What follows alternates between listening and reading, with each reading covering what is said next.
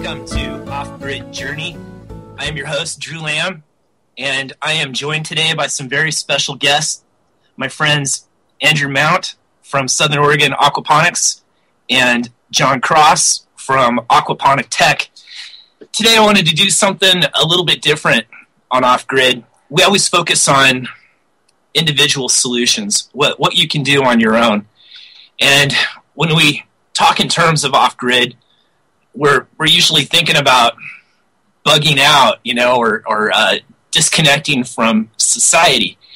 But it doesn't have to be that way. And I wanted to pull back a little bit. Imagine that we're looking at ourselves through Google Earth and we're zoomed in really close. And what I want to do today is zoom back a bit and look at our broader community and look at what we can do by working with others to achieve food sovereignty, energy independence, and how that can be accomplished.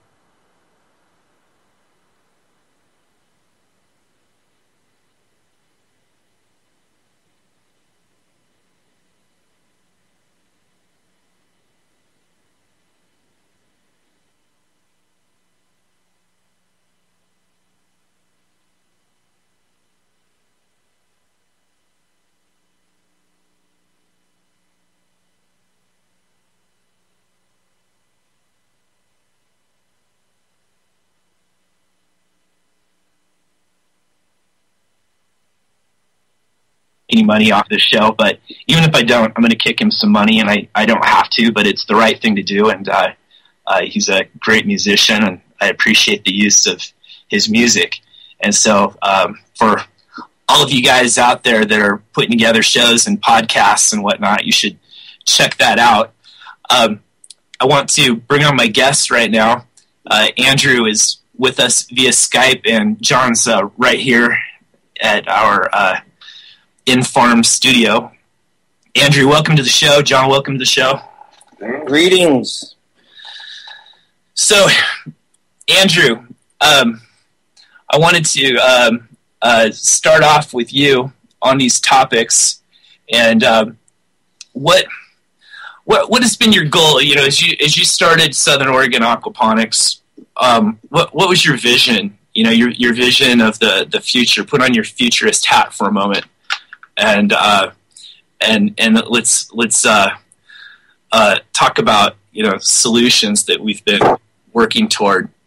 Yes, definitely. Well, solutions means that you do have a vision, because let's just admit it. Humanity can be innovative and genius enough to get itself out of almost any fix that it finds itself in. But you have to be smart. So food system development is what Southern Oregon Aquaponics thinks is the smartest choice for social entrepreneurship, meaning there's two ways to look at the value of a food system. One is just in terms of the money that changes hands, and another is how well does it serve the people, and how well does it serve the planet. So does it serve the people by making food more accessible and affordable? Or is it if you can't pay, you can't play kind of marketplace? You see, and I don't believe that people should be held to ransom over the cost of food, because that doesn't make any sense, especially if you live in an agricultural economy or someplace that's smart enough to get its act together around what I call agroecology, which is integrating food systems into social and environmental justice, and also just the industry of agriculture done sustainably can bolster a local economy, can ensure community resilience, and some of the social values that we're all looking for, which is equity, security, safety. All those things are part of what's called the horizontal axis of the value chain. Those things I just mentioned, safety, security, and equity, and access to food, they're not really about whether you can pay. They're about whether the system is well designed enough so that the inefficiencies have been weeded out. Therefore, you have a much more functional food system that services a wider base of the population.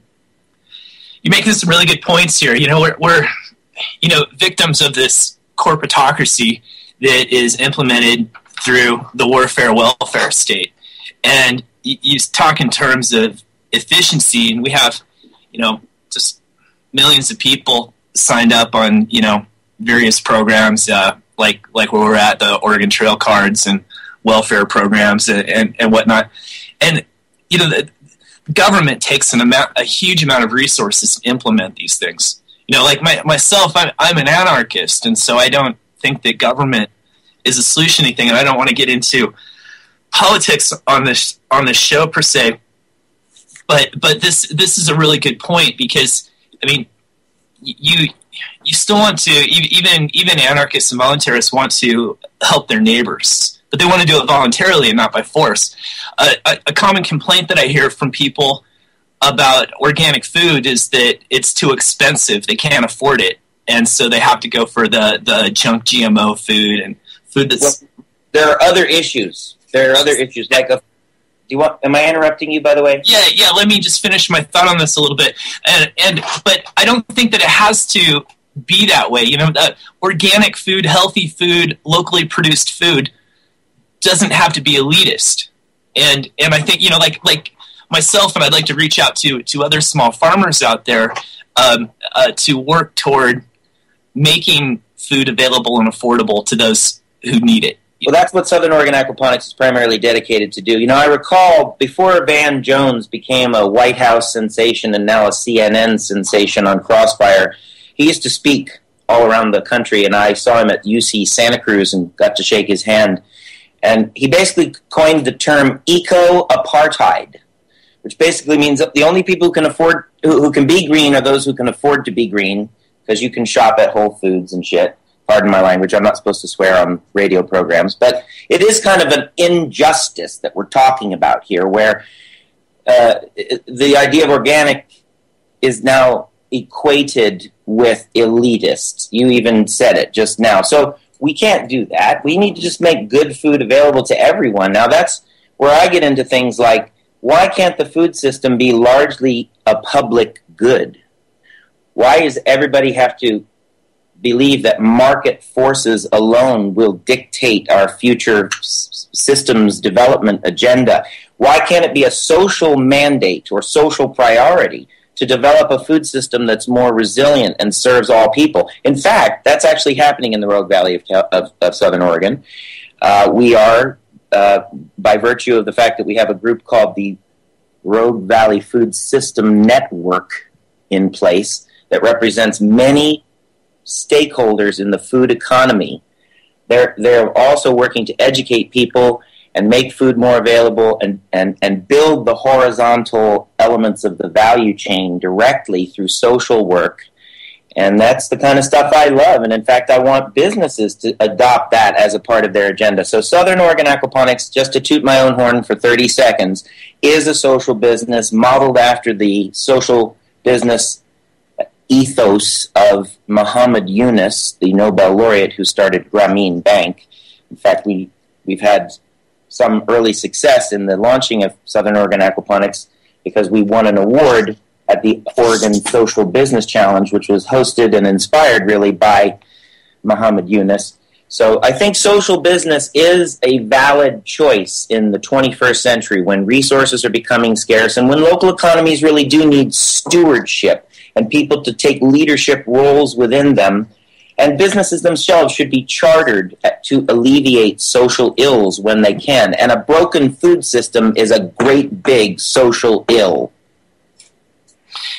Now, you would think that locally produced food would be more affordable. Well, it can be. I mean, we're talking about very low food miles, correct? Fewer middlemen. One thing that I've seen that one of the big barriers is that people need to change their shopping habits. We're seeing super Walmarts opening up all over the place. Even here where we're at in the Rogue Valley, brand new super Walmart. And people are going there to do their grocery shopping. There's two of them here within 20 minutes of each other. But if people changed their habits, if they actually went to the farmers markets, we have at least 3 going on each week in a few different locations between Medford and Ashland, and there's others, and there's CSAs and so on and so forth. But if people made a commitment to to changing their shopping habits and purchasing their produce and other things at these markets, that would increase demand. It would create an opportunity for more players. Well, if I'm allowed to say one more thing about my company, we actually have a very specific agenda to make food more accessible through an actual food hub situated in the heart of one of the food deserts in Medford. And if we can actually subscribe people directly and we triangulate the largest concentration of people with a proposed food hub site, then we could get food from Southern Oregon Aquaponics that isn't going to the high-end restaurant market. We can get it at low cost into the food deserts, because basically, as I understand it, Ray's Food Place is about to close two more stores, and some other grocery store up in that area has closed in Medford, northeast Medford, and places like that, and other places in Medford that I'm not as familiar with as I need to be, because this is supposed to be my job. But at any rate, we are going to go take surveys door to door in some of these food deserts, and we're doing that partially in conjunction with the Center for Sustainability and the Rogue Valley Food System Network, who are also trying to collect this data. And so we're trying to participate as a good citizen in the food economy and make sure that we know where the hardest hit areas are in terms of food insecurity, and then go after those with food hubs, with low-cost CSA boxes, partially sponsored by for-profit businesses like Southern Oregon Aquaponics, and maybe even, I have to just, this is the most incredible thing that's happened to me so far, I guess, as a social entrepreneur, is that I registered to be part of the Food System Network, and it turns out I'm the first sponsoring organization to jump in. Nobody else who has an organization has, before me, become a sponsoring organization of the Rogue Valley Food System Network, which just shows you we're really at the early stages of this movement. But it can blossom into something that will create resilience in the food economy. So is this something that can be done in a voluntary way, without the intervention of government organizations? There are no government organizations involved in this social movement that I know of yet. This is all a volunteer effort organized between people who have expressly worked to build the food economy at an economic level, that means on the vertical axis of the value chain, and those like Access in Medford, who are founding members of the steering committee of the Rogue Valley Food System Council, now called the Food System Network. They have been active in working on the horizontal elements of the food system value chain, and the way they did that was they held a whole bunch of dinners and brought the stakeholders in the food economy in and asked them a bunch of questions and said, where's this system of ours need fixing? And they collated and collected all that data and put it in a research report called the Jackson County Food System Assessment, which is found online in a PDF format at Access. I think their website is accesshelps.org, accesshelps.org. Anyway, we're doing everything we can to know the problems and address them through other initiatives such as Slow Money. We happen to have the only Slow Money chapter in the whole state of Oregon, based right here in the Rogue Valley. Why? Because people are waking up to the need to bring investors closer into the food system, producers, distributors.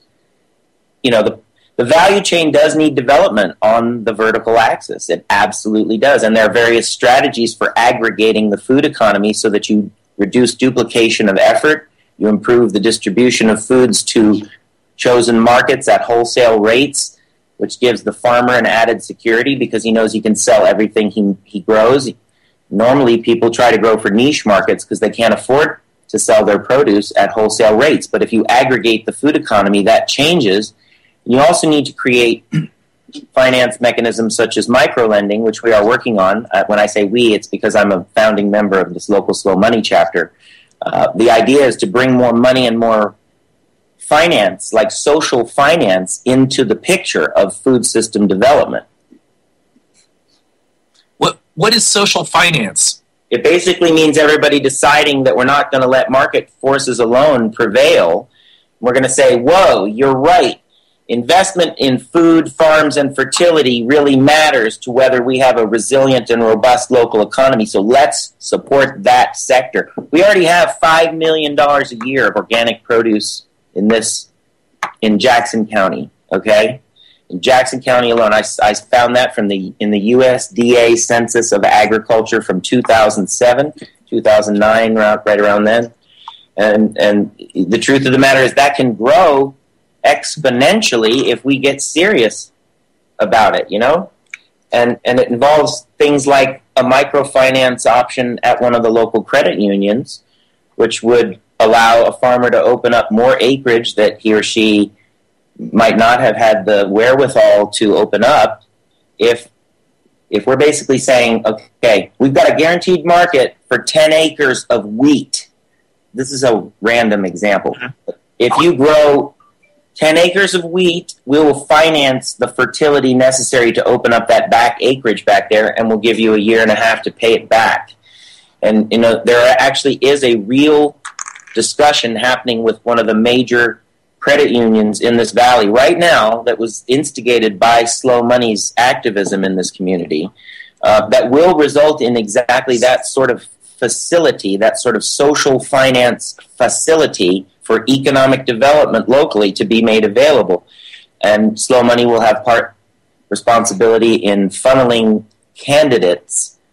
I should put a plug in here real quick for the Sustainable Valley Technology Group, which is headed by one of the other founders. Not headed, but the executive director right now is is one of the other co-founders of Slow Money. In fact, Slow Money is operating sort of under their charitable umbrella right now, and over $40,000 has already been placed through a partnership of Slow Money and the Sustainable Valley Technology Group with food system entrepreneurs. 4 of them received awards amounting to $40,000 total, and it was basically an entrepreneur showcase that my associate Heather Stafford, a tremendous human being, was also involved in writing legislation for crowdfunding and social finance of sorts here in the state of Oregon right now. An amazing collaborative energy is developing in food system reform circles, and she is one of the great movers and shakers. And I just want to announce one more thing about Slow Money before I let you speak again, and that is on August 5th, we are going to have a second annual Homegrown Finance Forum, again, another example of social finance, where we're taking a stewardship role, or you might say a matchmaker role, in introducing local financiers and investors to members of the food sector so that they can make sure that they pitch their case to the investors about why organics is a really good investment here for us all locally. John, you want to jump in on this? Oh, I don't. This is my thing is more backyard aquaponics and kind of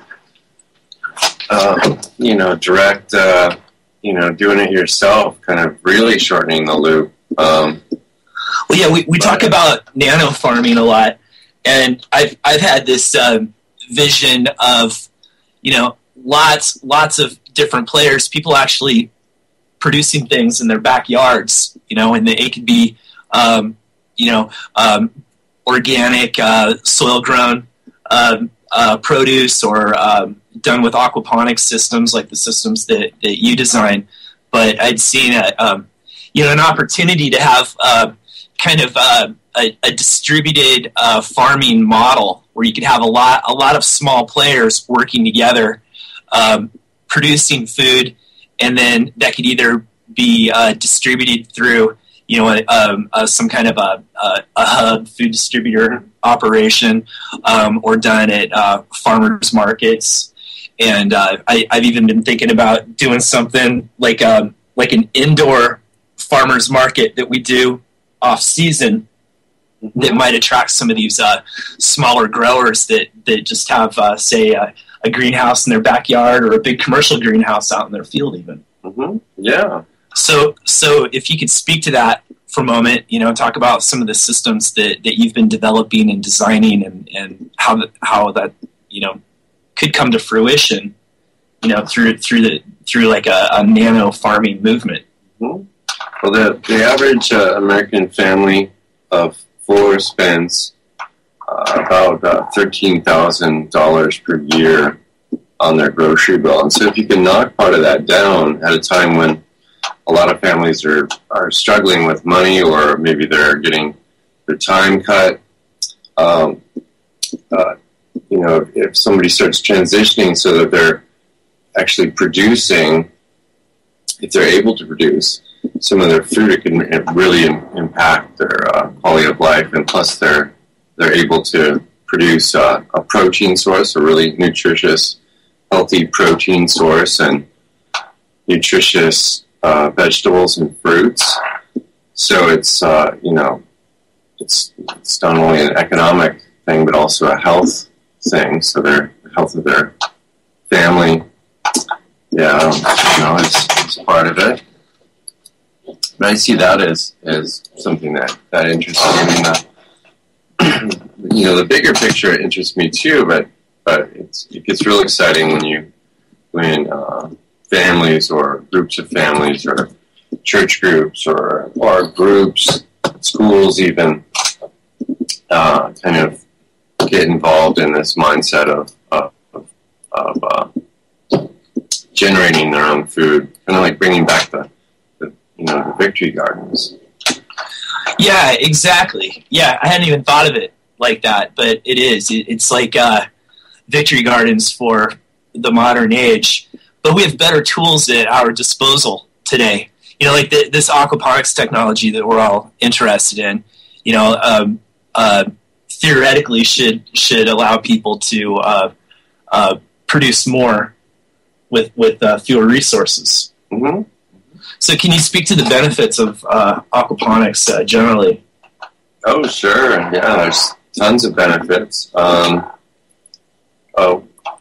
of the main things, it's very water efficient. So we're kind of having our drought going on this year, where we're seeing the water levels drop in our local streams and waterways. And aquaponics is incredibly efficient when you compare it to your average backyard soil garden.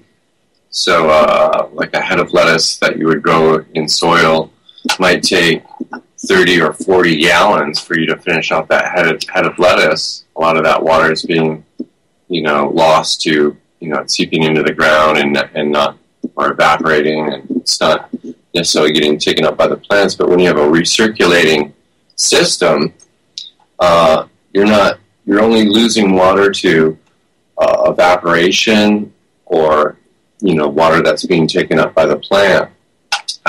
So it's way more efficient. So an aquaponic head of lettuce might take 2 gallons of water.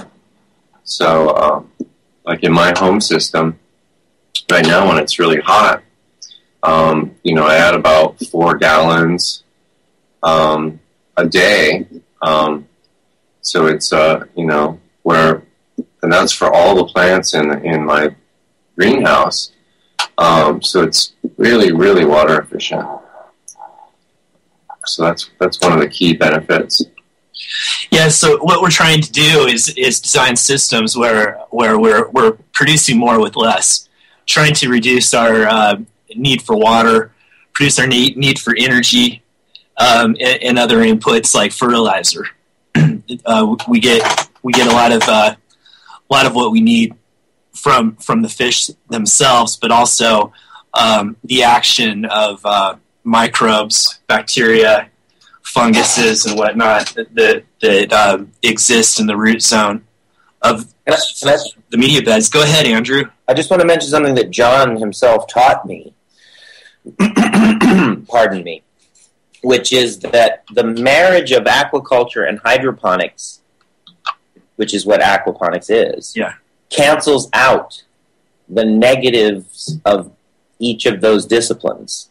Meaning hydroponics is chemically intensive, for lack of a better term, because you're constantly in plain old hydroponics buying nutrients to pour into your system. In aquaponics, the fish take care of all that, and as long as you can grow your own fish food, you're reasonably self-sufficient. But the other side of it is that Aquaculture usually is associated with gross waste that has to be disposed of somewhere. Yes. But we sequester it in the form of vegetable matter. Right. And like in my case, where I'm taking scrap vegetable matter and composting it to produce fish food, kind of closing the circle there as much as I can. What do you think of this idea of distributed farming? This nano farming concept that I've been throwing around in my head. John is a very brilliant person in that sense, because it is not only a niche, it is going to be necessary for everyone to take some marginal degree of responsibility for their own food production in a food scarce world. And everybody's going to be thinking along those lines at some point. They'll be like, I don't ever use my backyard swimming pool. Can I just float some plants on there? Mm-hmm. Will that get me some food? And John will be like, sure, you need to put a little shade structure over, or get some pumps and aerators and stuff. And then, or anybody who wants to consult on these projects should be getting this schooling right now. And in fact, I'm trying to get a research and development facility funded with state lottery funds at the Center for Sustainability at SOU, which would be a minimum 2,000 to 3,000 square foot greenhouse, to study and use as a test bed aquaponics operations and aquaponics facilities. For instance, John is a developer of technology and aquaponic tech. I would see a total place for them in this research and development facility. And, I'm trying to get it funded as an educational facility, but it's also aimed at commercialization. It's a special type of grant that comes from an organization known as Oregon Best. And the fact is, they work specifically with research universities towards commercialization of certain technologies. And why shouldn't aquaponics become one of those researched technologies? So I'd love to have John in on that. And, he and I have a close working relationship to some extent, although we're very busy with our own independent efforts. Yeah, the SOU project sounds really good. So I'm looking forward to that. Because that's what it needs. It needs a bunch of people, taking measurements and going over the numbers and making it more efficient and more available to commercial growers and backyard growers. And, I have a high hope for aquaponics. I think it's, there's nothing I see that's going to stop it from just spreading and catching on with people. So what people don't know about aquaponics is that it's an industry that's doubling in size every year. It's at freaking Epcot Center. It's everywhere. If you look around, it's proliferating like crazy everywhere. Yeah. Even in Asia and Australia and all those places. Yes. Yeah, Australia is definitely ahead of the United States. By a few years. Well, yeah, and that's just been primarily due to the fact that their water table dropped significantly. Yeah. Mm-hmm. And so they were trying to deal with the water rationing over there and come up with more efficient ways to produce food. Mm-hmm. Yeah, that was one reason why it caught on so big and started spreading. It's because people wanted to produce their own backyard gardens, and aquaponics was so water efficient that it worked for them. But there's many other benefits to aquaponics, not just the water-wise portion, that it's can be run in a closed loop fashion or nearly closed loop, that you can generate your own fish feed, that you're not dependent on going and buying nutrients at the hydro store or something like that. Also, it's there have been many scientific papers published at this point that show that aquaponics very well could be better than traditional hydroponics in numerous areas. Growth rates, better nutrition in the plant, better health of the plant.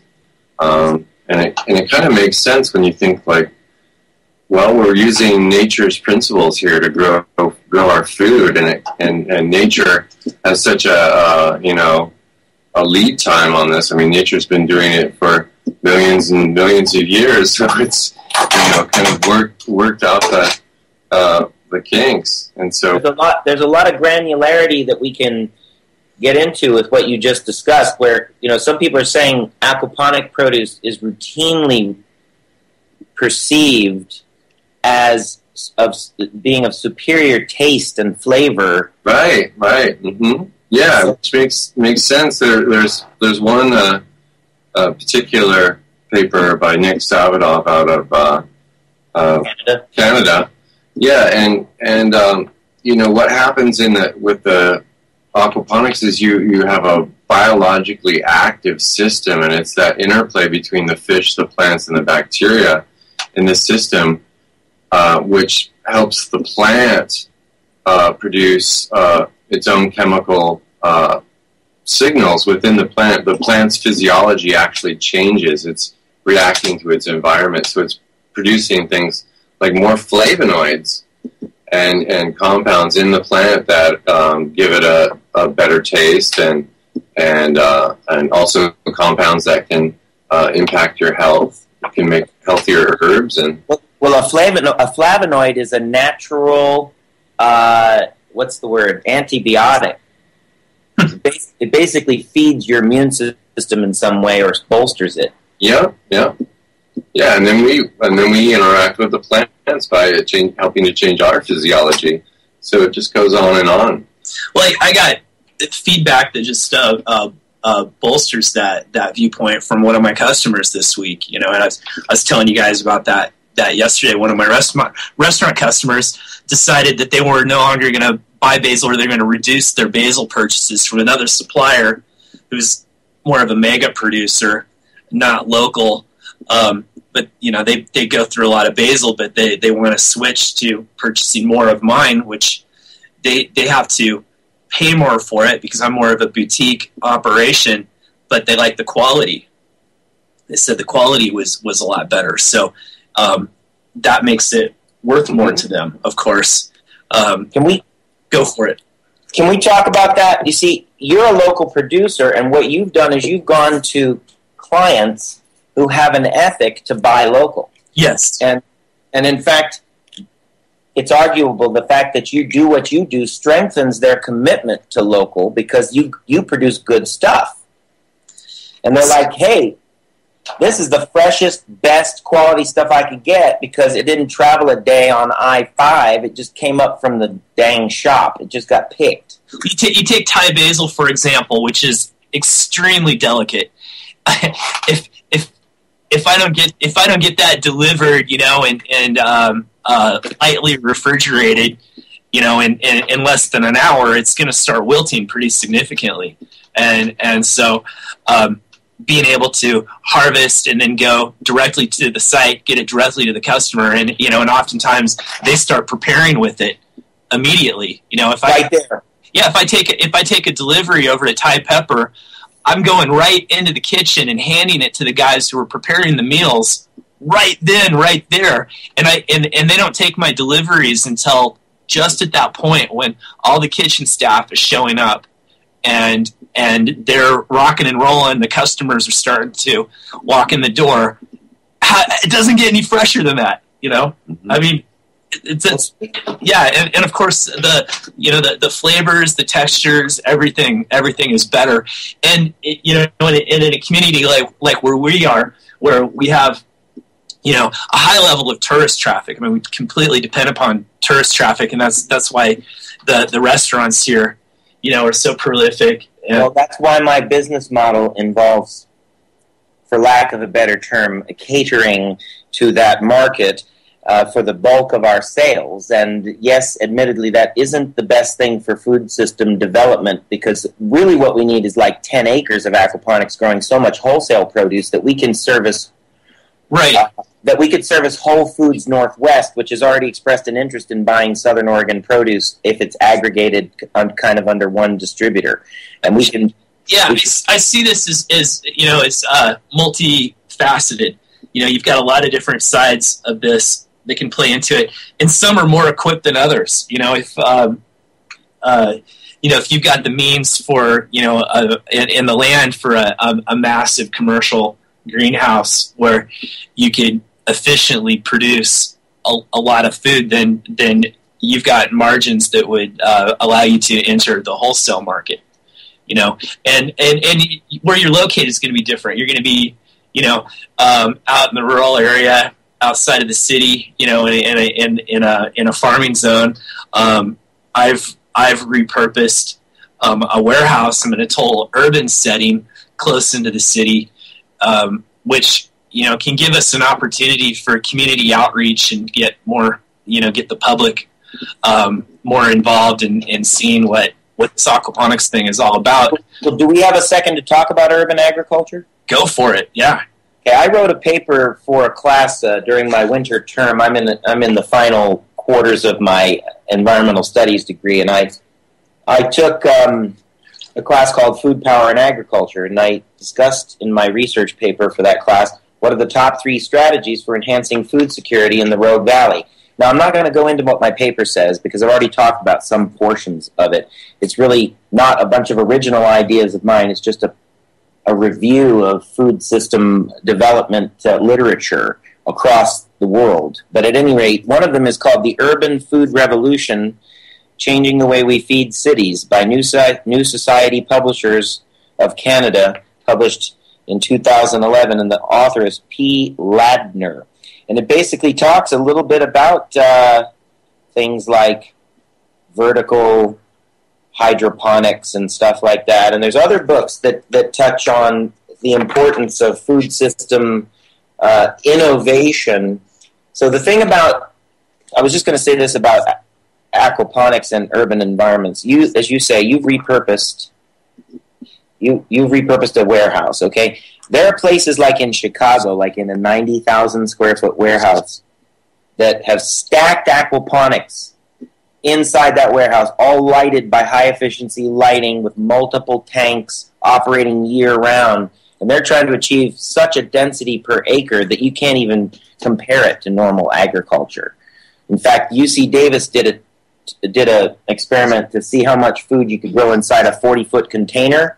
And it's like 22 acres worth of food if you're doing like microgreens, one crop after another continuously for a whole season.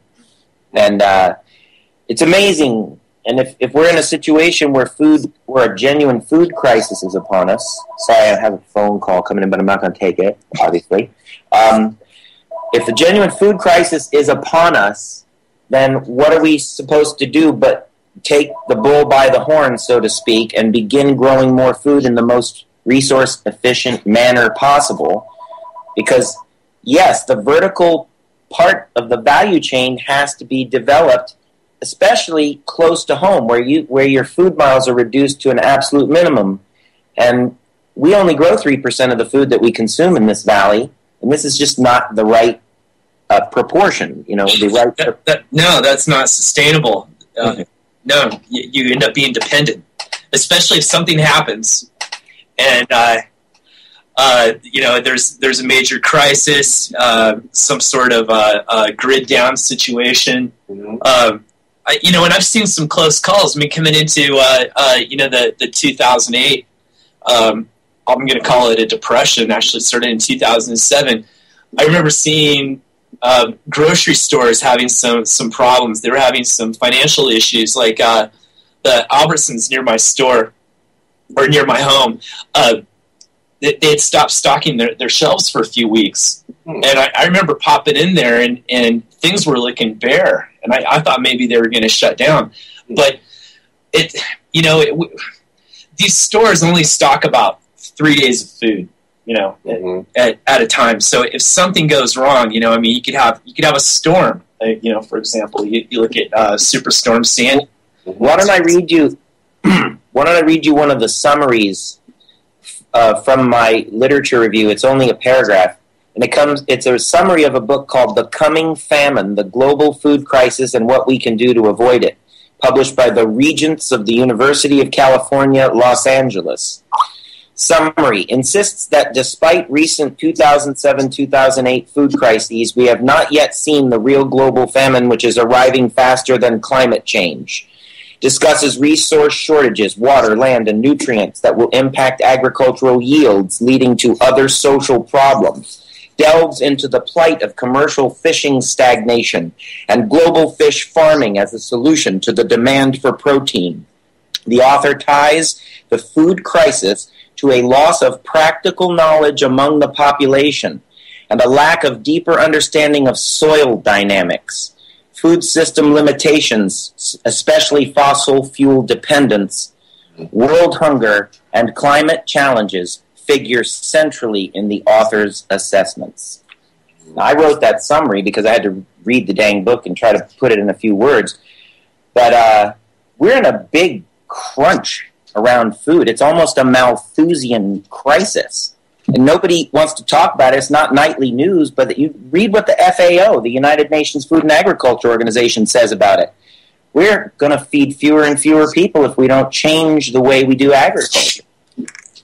Right, and the global elite agenda, has been to depopulate, and this isn't just theory. I've talked about this a lot on other programs, but I've read books written by Warren Buffett and Bill Gates, and they speak openly about depopulating the third world. And Bill Gates is addressing that. All I have to say to that is there's no imagination in that whatsoever. Exactly, and I completely disagree with them. And what Bill Gates does is he tries to implement this through vaccinations.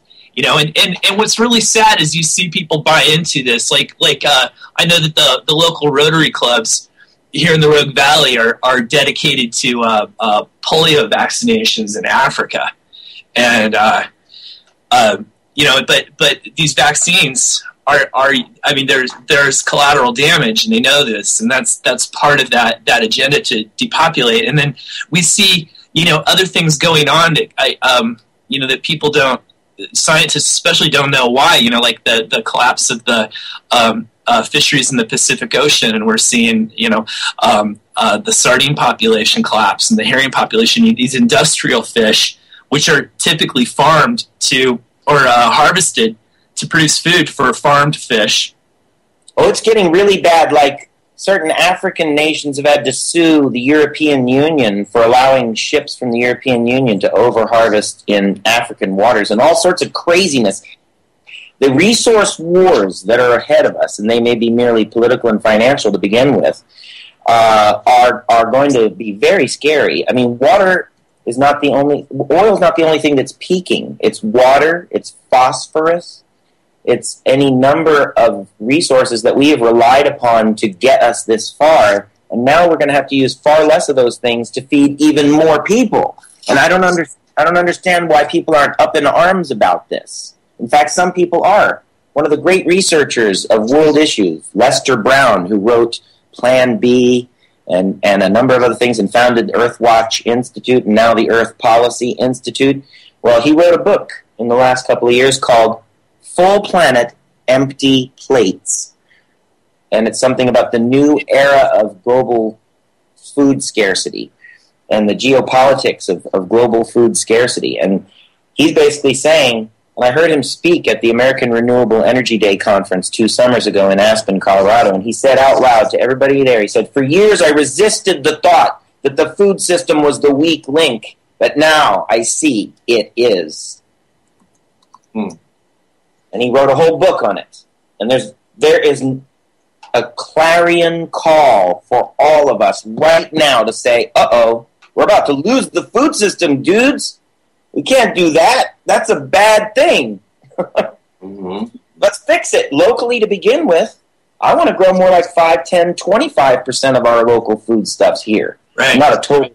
I am into sovereignty like you are, and I want to basically tell the multinationals to go home, which we basically did by passing a GMO measure here in 2 adjacent counties, by the way, at more than the majority, big time more than the majority, like 66% of the vote in Jackson County anyway. And that basically means we have an ethic already established here in the population, which is sovereign in some way or another. And so we need to speak more to that impulse and say, yo, let's build a local economy that works better for everybody. Let's fix the food deserts. They don't have to be there. Fix that stuff. And through these new methods of farming, I believe that we can be more productive. I think that the planet has the ability to support more people. Like, for instance, if a social business like Southern Oregon Aquaponics saw that there was a really bad blight of food deserts,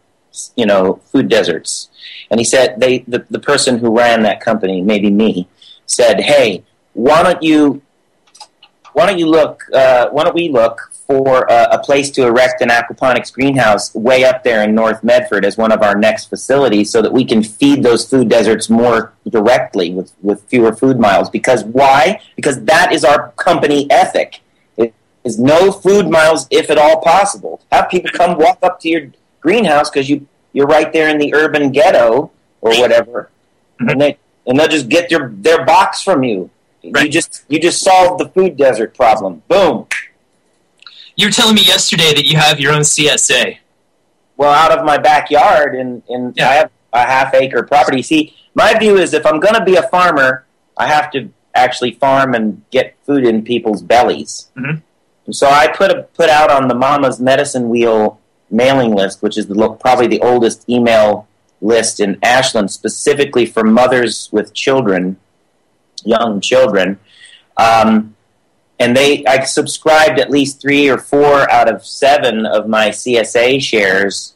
Actually, I just sold another one yesterday, so I have 8 shares in my CSA to these mothers with children. So when they eat my fresh vegetables, the mother's milk goes, with all that nutrition, goes straight into the baby. And I'm like, whoa, this is a sacred trust. I love this. So yes, it probably doesn't earn me a dime to run a CSA. I probably just break even doing it. But I have to be a farmer if I'm going to be a food system reformer. Otherwise, I'm just talking out of my hat. Yeah, and it allows you to test out concepts and refine your production techniques and and your processes and your business model as a whole. Plus, and discipline your life. It's good exercise. Yeah. And there's nothing wrong with charity. Charity is an important aspect. Even in a free market economy, you have charity. I have a slightly more revolutionary way of looking at food production. It's basically saying we're making natural capital and social capital more important than industrial capital or financial capital. I don't care to be too vitriolic about the oppression under which we are all operating, but it really sucks. And what we need to do is shift that. And the way to do it is by building local economies that are resilient, socially just, and environmentally sustainable.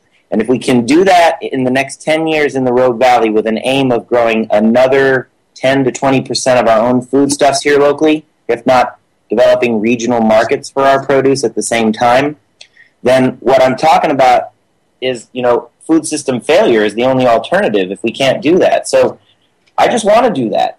Let's just do that.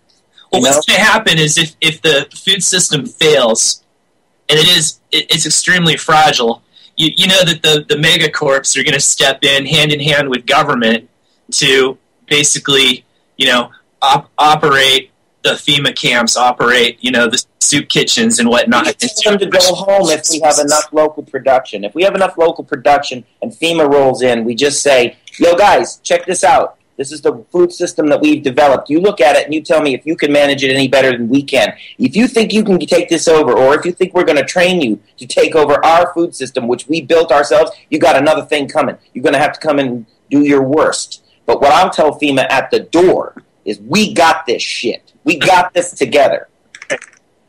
Yeah, they'd probably try to take it, under Obama's executive order. What was that? They're going to have to take me first. Yeah, it was the National Defense Preparedness Executive Order that he issued a couple of years ago. Lays claim to all means. I know all about it. Yeah, it's a bunch of BS, and I'd never hand over any of my equipment or resources to them. Well, for people who don't know, we are the state of Jefferson, which basically incorporates much of Northern California from Shasta towards us, and then I don't know how much further north of us we consider this mythical state of Jefferson to exist in, but we believe that there is a potential for ecotopia to be established up here with green economies, social economies. We don't need to be wholly dependent on the Federal Reserve note as the only medium of exchange that we use to transact business. We can build social and natural capital into our economy as at least as important as Federal Reserve notes, if not more important. And that kind of stuff is revolutionary talk, almost blasphemy to people. But I tell you, these are the times that try men's souls. And if we don't do a few things to bolster ourselves against the predatory economics that are now in vogue, we will pay worse than we can imagine. It's true. And, moving over into more of an agricultural economy is good on many levels. I mean, I am totally, absolutely against GMOs right now. So far, I mean, if other information is presented to me, I will evaluate it. I don't like to see government involved in enforcing a GMO ban, but it is what it is, and we should make the best of it. It does create an opportunity, though, to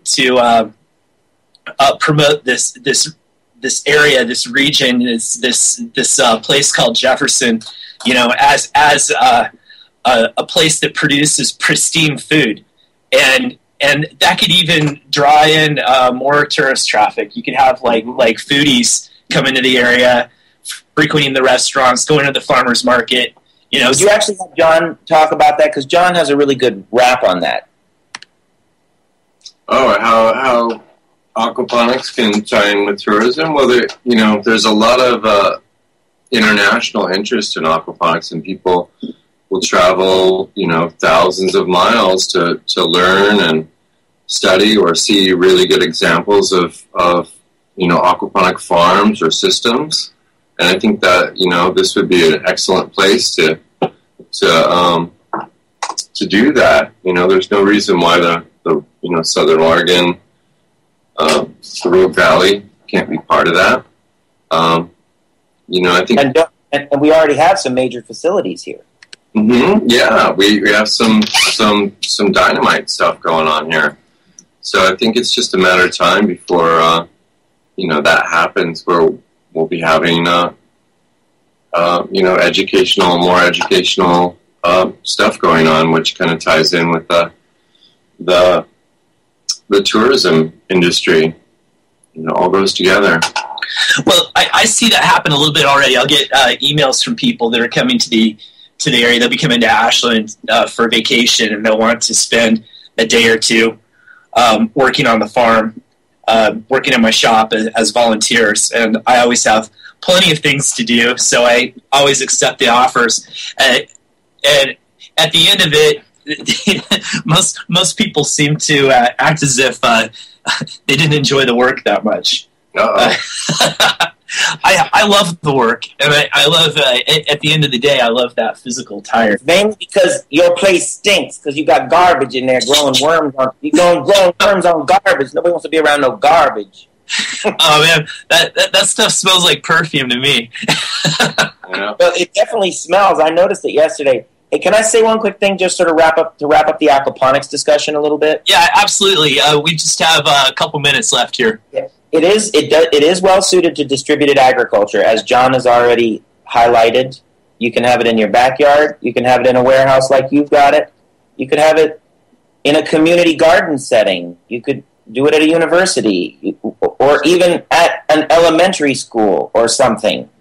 But the point is, the food system isn't yet fully developed in this country any more than the so-called, free market. And what I'm basically trying to say is intelligent development is possible with aquaponics, and it may need to be a cornerstone in a place like this where aridity is beginning to affect water supplies. I mean, I'm not kidding. I don't know how we're going to grow 25% of our own food here if we don't do it with a heap of intelligent design based strategies such as aquaponics. And the training component, as John has said, will attract people from all over the world, and it might even be done in such a fashion as to specifically attract the ecotourism set. If you build like a botanical garden that's like the Hanging Gardens of Babylon, and it's yet at the same time a food production facility, but it's also full of ornate and ornamental plants and all that stuff. Right. Dude, it would bring a ton of people in here. True. We already get 250,000 people a year for Oregon Shakespeare Festival. Won't they pop on over to the botanical gardens? Yeah. Yeah, that's a good idea. It's a really good idea. Let's do it. Yeah, it sounds fantastic. Let's get it going. Okay, you guys that are listening that want to invest in this, hit us up. We can make this happen. Well, we've got ways to vet this stuff. We're also taking business courses, John and I, all the time to learn how to run commercial operations. This is a business, and it's got a lot of neat aspects that are interdisciplinary, and you have to be kind of an encyclopedic nerd like me or John or you, Drew, to be able to do this stuff, because you have to know about 100 different things. Yeah.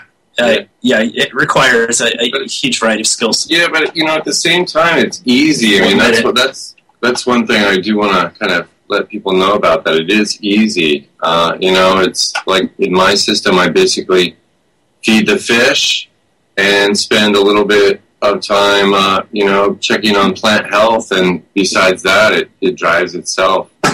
Yeah, if you can keep the system balanced, and that requires like if you can test the pH and the chlorine content of your pool, you can run an aquaponic system in your backyard. Yeah.